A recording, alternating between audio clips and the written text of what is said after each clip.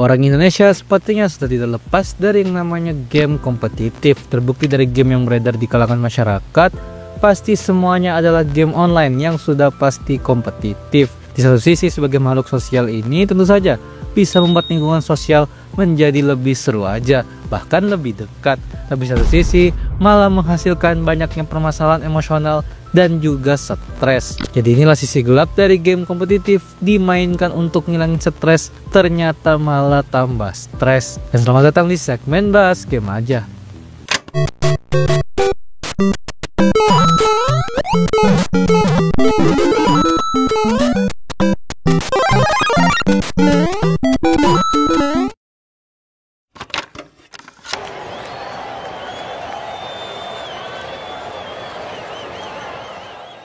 Game kompetitif sendiri basicnya adalah sebuah game menurut kita untuk bersaing, yang biasanya bermulai dari bersaing dengan NPC dari gamenya, bersaing dengan player asli, atau malah terkadang bersaing terhadap para NPC dan playernya sekaligus. Dan nyatanya sejak dahulu sifat kompetitif pada game juga sudah ada.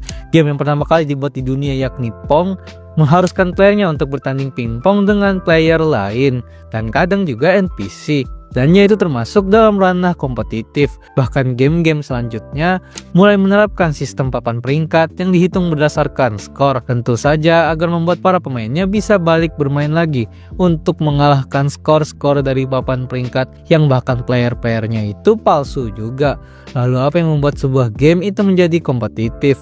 Secara dasar sebuah game bisa disebut sebagai kompetitif kalau ada unsur yang menuntut player untuk bersaing, mau apapun itu bentuknya. Sistem multiplayer offline atau online, sistem ranking mau itu palsu atau asli, sistem skor, dan hal-hal lainnya yang bersifat kompetitif. Tapi jika kita mau ngomongin game kompetitif secara pro-scene, selain dari memiliki unsur bersaing, game kompetitif diharuskan memiliki komunitas yang solid dan setia agar dapat membuat sebuah lingkungan kompetitif itu sendiri. Lalu ada faktornya itu wajib mudah dipahami tapi sulit untuk dikuasai, sehingga ini tentu akan menjadi hal yang tidak monoton. Karena ya memang semua orang atau komunitas bisa paham tentang gamenya, tapi untuk menaikkan tensi kompetitifnya, orang yang memiliki jam terbang lebih tinggi dan lebih fokuslah yang akan menjadi jago atau pemain pro. Selain itu, tentu ada sistem yang balance, di mana dengan sistem yang seimbang yang dilihat dari kegiatan kompetitif ini, tentu naluri dan skill para player, bukan kemudahan sistem dari gamenya.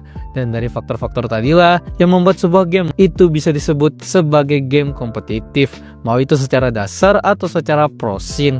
Dan sedari dulu, game kompetitif benar-benar sangat laku sehingga bisa menjadi sebuah ajang olahraga yang biasa kita sebut e-sports. Bahkan di Indonesia, sepertinya sudah tidak heran jika game-game yang bersifat kompetitif jauh lebih laku ketimbang game single player. Alasannya sendiri biasanya dikarenakan game kompetitif bisa membuat lingkungan sosial seperti pertemanan dan lain-lainnya menjadi seru karena memang bisa main bareng. Dan ya, keunggulan game kompetitif memang benar-benar terdapat pada sifat sosialnya ini. Karena nyatanya sudah banyak banget kejadian di mana seseorang yang awalnya awam banget tentang dunia game dan malah terjun bahkan mempelajari dunia game kompetitif untuk mendapatkan validasi dan relasi dari teman. Karena emang gak mau ketinggalan topik obrolan aja. Jadi wajar aja game kompetitif cukup diminati. Karena memang gamenya itu tidak monoton seperti game single player yang umumnya bisa tamat dan bonus bisa mendapatkan dampak sosial yang cukup relatif. Tapi perlu diingat, semua ini akan terjadi jika kompetitifnya itu sehat. Karena nyatanya kompetitif selain pro-scene bisa bersifat toksik.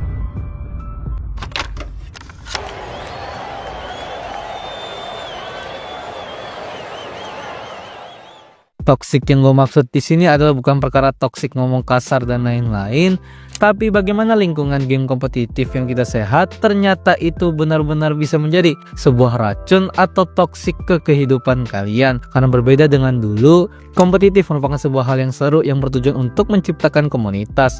Tapi nyatanya, industri game zaman sekarang terkadang menjadikan game kompetitif hanya sebagai sebuah industri belaka. Karena seperti yang gue bilang, game kompetitif sedari dulu merupakan typical game yang sangat laku. Karena dengan adanya persaingan dalam game, player sudah pasti tidak akan merasakan bosan karena selalu ada tujuan baru. Ya faktanya kebanyakan game kompetitif yang gameplaynya begitu-begitu aja, matchmaking, bermain, dan menang atau kalah. Tapi yang menjadi pembeda adalah atmosfer dan style cara permainan berjalan. Tapi makin kesini terkadang banyak developer yang berinovasi untuk menambahkan kompleksitas terhadap sistem kompetitif ini. Salah satu contoh kecilnya adalah sistem batch after gameplay yang sebenarnya seharusnya secara dasar ketika kita sudah memenangkan game sudah saatnya kita berbahagia. Tapi dengan adanya sistem batch seperti MVP, Ace dan lain-lainnya, pada akhirnya membuat rasa kompetitif para player yang timnya udah menang aja malah kurang puas. Dan rasa kurang puas inilah yang sebenarnya menjadi masalah terhadap game kompetitif. Karena jika melihat dari beberapa artikel yang menjelaskan bahaya game kompetitif yang toksik, hal-hal seperti emosi menjadi tidak stabil, meningkatkan agresivitas, kecanduan, dan lain-lain, itu semua diakibatkannya sifat kurang puas ini aja. Game kompetitif dari awal didesain untuk terus memiliki perubahan cara jalan permainannya. Yang pada awalnya jago atau menjadi top 1 pasti tidak akan selalu berperingkat 1. Sehingga ini menciptakan fenomena ketika tujuan A sudah dicapai, pasti ada tujuan B lagi. Ketika tujuan B sudah tercapai, ya bahkan bisa balik untuk mengejar tujuan A lagi. Dan itu semua disebabkan karena tujuan di game kompetitif itu benar-benar relatif dan bisa dibilang unlimited. Bahkan ketika kalian sudah mencapai rank tertinggi di sebuah game pun, pihak game masih memberikan opsi untuk menambah nominal poin atau bintang pada rank tertinggi kalian untuk bertanding lebih lanjut lagi dengan orang-orang rank tertinggi lainnya. Bahkan jangankan ngomongin rank yang emang udah masuk gameplay gamenya, secara item dan kosmetik aja itu malah dibuat kompetitif. Menjual item dan kosmetik game yang bersifat limited, apalagi dengan nomor seri tertentu dan achievement-achievement yang didesain untuk diberikan kepada player yang sudah hampir menghabiskan banyak uangnya untuk item dan kosmetik di dalam game, yang padahal kalau ditelaah itu hanya strategi penjualan dari pihak developer saja. Itu semua menyebabkan banyaknya player yang merasa kalau item dan kosmetik itu bukan opsional lagi. Dan kalau yang memang tidak bisa berpikir dua kali, bisa saja mereka mengeluarkan semua duitnya demi berkompetisi dalam hal item dan kosmetik. Sebenarnya hal ini masih bisa dinetralkan kalau kalian memang bekerja sebagai pro player, karena inilah kerjaan kehidupan mereka. Tapi bagi kita yang orang biasa-biasa saja, yang mungkin arah hidupnya tidak diberi kesempatan untuk masuk ke pro scene, ini cukup berbahaya karena tentu saja kehidupan dunia nyata akan perlahan rusak karena dunia game.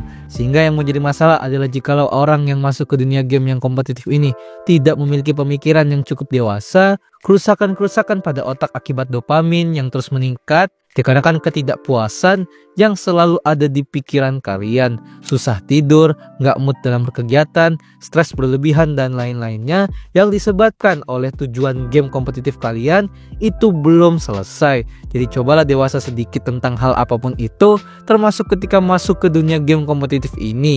Bisa mengatur jam main, bisa mengatur emosi ketika bermain, dan lain-lainnya sangat diperlukan agar kalian bisa menjadi tipikal gamer yang sehat, bukan gamer-gamer toksik yang gampang banget emosian jika kalah, yang bisa sampai menghancurkan atau melakukan apapun untuk meluapkan emosinya. Karena bahkan pro player sendiri aja itu terus dirawat dan dicek kesehatan emosionalnya oleh orang-orang berpengalaman yang sudah disediakan dari timnya.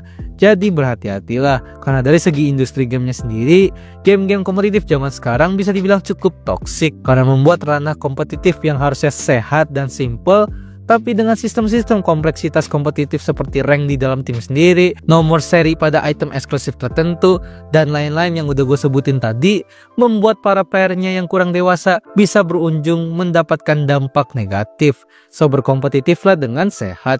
Jadi kira-kira kalian punya pendapat lain gak tentang topik ini? Silahkan komen aja. Terima kasih telah nonton video ini. Gimana? Apakah kalian player game kompetitif garis keras? Atau ternyata udah nggak pernah main game yang kompetitif lagi? Silahkan komen aja. Pada akhirnya menjadi gamer kompetitif garis keras itu juga nggak ada gunanya. Mau alasan kalian menjadi pro player atau apapun itu, karena pro player aja itu dijaga terus kesehatannya dan diberikan waktu istirahat untuk menikmati kehidupan nyatanya agar mentalnya juga stabil. Jadi buat apa kalian yang masih merintis atau orang-orang yang tidak masuk ke ranah pro scene terlalu serius dalam game-game kompetitif yang disanya secara tidak langsung udah toksik begini? Sehingga berpikir dewasa aja. Bedakan mana permainan dan mana kehidupan nyata. Bedakan mana kerjaan utama dan mana kehiburan. Jadi kira-kira gaming culture apa lagi yang bisa kita bahas? Silahkan komen juga. Jadi jangan lupa subscribe Dazzle. Dah.